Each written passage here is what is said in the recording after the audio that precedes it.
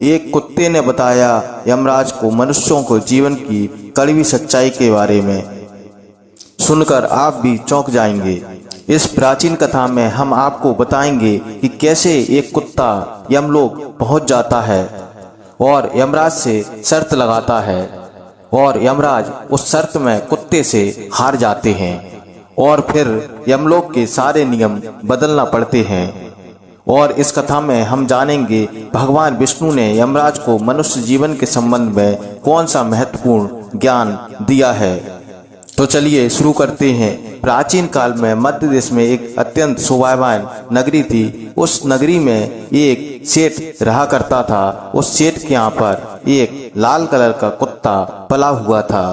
वह सेठ बहुत ही लालची और कपटी स्वभाव का होता है, परंतु वह भगवान विष्णु का अनन्य भक्त होता है। वह हमेशा भगवान विष्णु की पूजा अर्चना और भक्ति किया करता था।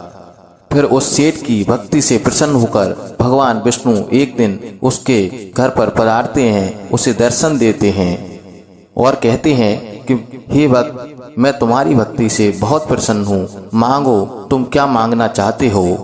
वह सेठ कहता है, हे भगवान, मुझे कुछ नहीं चाहिए, आपकी दया से मेरे पास सब कुछ है, परंतु आप इस एक कागज पर दस्तखत कर दीजिए जैसे मैं दुनिया को बता सकूं कि भगवान असल में होते हैं। भगवान के प्रमाण प्रस्तुत करने के लिए आप इस कागज पर दस्तखत कर दीजिए। फिर भगवान ने कहा, ठीक है बस, लाओ मैं तुम्हारे कागज पर दस्तखत कर देता हूँ।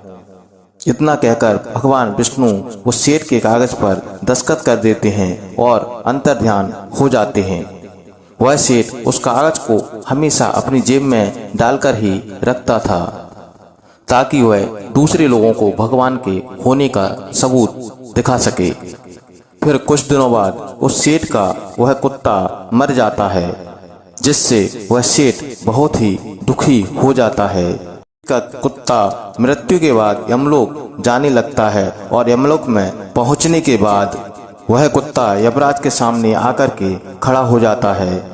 यमराज चित्रगुप्त जी से कहते हैं, इस कुत्ते के लेखा जोखा निकालो, इसने क्या क्या कर्म किए हैं, इसके अनुसार ही इसकी सजा दी जाएगी। उस कुत्ते के कर्मों का लेखा जोखा देखकर चित्रगुप्त भगवान बताते हैं कि इस कुत्ते ने कभी भी कोई गलत कार्य नहीं किया। इसने पशु योनि में जन्म लेकर भी बहुत ही पुण्य कार्य किया है, हमेशा अपने मालिक के साथ वफादारी की है तथा किसी भी निजी जीव जंतु को सताया नहीं है। यह बहुत धार्मिक प्रवृत्ति का कुत्ता है।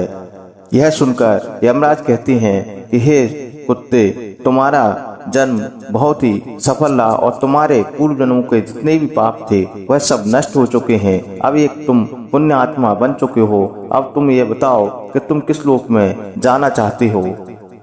तुम जहाँ जाना चाहते हो हम तुम्हें वहाँ भेज देंगे। तुम जिस प्राणी का भी जन्म पाना चाहते हो हम उस प्राणी का जन्म तुम्हें दे देंगे। हम तुम पर बहुत प्रसन्न हैं, तुम अपनी इच्छा हमें अवश्य बताओ। फिर वह कुत्ता कहने लगता है कि हे धर्मराज, आप चाहे मुझे नरक में भेजो या स्वर्ग में, मैं कहीं भी जाने के लिए तैयार हूँ, लेकिन मेरी आपसे एक विनती है कि मैं जिस किसी स्थान पर भी रहूं, मैं मनुष्य के बंधन में ना रहूं। मुझे किसी मनुष्य की गुलामी ना करना पड़े और ना ही मुझे मनुष्य का जीवन चाहिए। आप कृपा करके मुझे कोई उचित स्थान प्रदान करें। कुत्ते की बात सुनकर यमराज आश्चर्यचकित हो जाते हैं। धर्मराज उस कुत्ते से पूछते हैं कि हे कुत्ते, तुम ये बताओ, मनुष्य का जीवन पाने के लिए तो बड़े बड़े देवता भी तरसते हैं, फिर तुम मनुष्य का जीवन क्यों ठुकरा रहे हो। पृथ्वी पर तो मनुष्य का जीवन ही सर्वश्रेष्ठ है, फिर तुम क्यों नहीं मनुष्य का जीवन पाना चाहते हो। इससे पहले तुम्हें कभी भी मनुष्य का जीवन नहीं मिला है, शायद इसीलिए तुम मनुष्य जीवन के फायदे नहीं जानते हो। तुम एक बार मनुष्य का जीवन प्राप्त करके देखो, तुम्हें तब पता चलेगा कि मनुष्य जीवन के कितने फायदे हैं। धर्मराज की बात सुनकर के वह कुत्ता कहता है, हे धर्मराज, मैं जानता हूँ कि मनुष्य का जीवन अनमोल है, लेकिन मनुष्य बड़ा ही स्वार्थी, कपटी, धूर्त और चालाक होता है। जब वह अपना मतलब देखने लगता है तो सही और गलत सब कुछ भूल जाता है। उसकी तृप्ति किसी भी चीज से नहीं होती है। सारे संसार का धन यदि उसे मिल जाए तब भी वह संतुष्ट नहीं रहता। उसकी भूख कभी भी नहीं मिटती है। मनुष्य बड़ा ही असंतोषी होता है और बिना कारण के ही वह दुखी रहता है और दूसरों को भी दुख देने लगता है। मनुष्य मुझ जैसे बेजुबान जानवरों को अपना गुलाम बना करके रखता है और अपना काम निकलवाता रहता है। इतना ही नहीं, मनुष्य तो भगवान को भी धोखा देता है। इसीलिए मुझे मनुष्य जीवन नहीं चाहिए। तब यमराज कहते हैं कि हे कुत्ते, तुम बताओ मनुष्य भगवान को धोखा कैसे दे सकता है? यह मैं भी जानना चाहता हूँ कि मनुष्य किस प्रकार भगवान को धोखा देता है। तब कुत्ता कहता है, हे धर्मराज, जब मनुष्य को अपना कोई काम निकलवाना होता है तब वह मंदिर में जाकर भगवान से कहता है कि हे भगवान, मेरा यह काम कर दो, मैं आपको इतना प्रसाद चढ़ाऊंगा, भंडारा कराऊंगा, इतने लोगों को खाना खिलाऊंगा। लेकिन जब उस मनुष्य का वह काम हो जाता है तब वह भगवान से जाकर के यह कहने लगता है कि हे भगवान, आपके पास किस चीज की कमी है और मैं आपको क्या दे सकता हूँ? मैं इस लायक नहीं हूँ कि आपको कुछ दे सकूं। और भगवान को लालच देकर वह अपना काम करा लेता है। लेकिन जब उसका काम करने की बारी आती है तो वह पलट जाता है। हे यमराज, इंसानों के बुरे कर्म को गिनाते गिनाते मैं थक जाऊंगा, किंतु उसके बुरे कर्म समाप्त नहीं होंगे। उसकी चालाकी के आगे तो देवता भी कुछ नहीं है। कुत्ते की बात सुनकर यमराज कहते हैं कि हे कुत्ते, हम जानते हैं मनुष्य बहुत चालाक है, लेकिन हम देवताओं को वह मूर्ख नहीं बना सकता, क्योंकि हमारे यहाँ जितने भी जीव आते हैं उन सभी को हम यहाँ पर आकर के दंड देते हैं। पृथ्वी लोक पर उसने कितनी भी चालाकी क्यों ना की हो, परंतु मृत्यु के बाद उसे यहीं पर आना पड़ता है और अपने कर्मों के अनुसार दंड भुगतना पड़ता है। सभी मनुष्य यहाँ आकर हमारे सामने रोते हैं, गिड़गिड़ाते हैं, माफी मांगते हैं और अपने कर्मों के लिए पश्चाताप करते हैं। नरक जाने के डर से वह थर-थर कांपने लगते हैं। सभी मनुष्य हमारे अधीन रहकर ही कार्य करते हैं। फिर वह कुत्ता कहता है, हे धर्मराज, आपके पास जितने भी मनुष्य आते हैं वह मरने के बाद आते हैं, कभी आपका जीवित व्यक्ति से पाला नहीं पड़ा। यदि आपका किसी जीवित व्यक्ति से पाला पड़ा होता तो आप इस तरह की बातें नहीं करते। कुत्ते की बात सुनकर यमराज को गुस्सा आ जाता है और उन्हें लगता है कि ये कुत्ता तो हमारे यहाँ आकर हमारा ही अपमान कर रहा है। इस कुत्ते को दिखाना होगा कि हमारे सामने कोई इंसान कुछ भी नहीं है। इंसानों की चालाकी हमारे सामने नहीं चल सकती। इस बात को साबित करने के लिए धर्मराज अपने दूतों को बुलाते हैं और दूतों से कहते हैं कि जाओ उस पृथ्वी लोक पर जाकर के इस कुत्ते के मालिक को उठा लाओ। तब दूत जाते हैं और वह देखते हैं कि दिन में सभी लोग जाग रहे हैं, तो वह उस मालिक को नहीं उठाते। जब वह मालिक सो जाता है तब उसको दूत खटिया सहित उठा लाते हैं।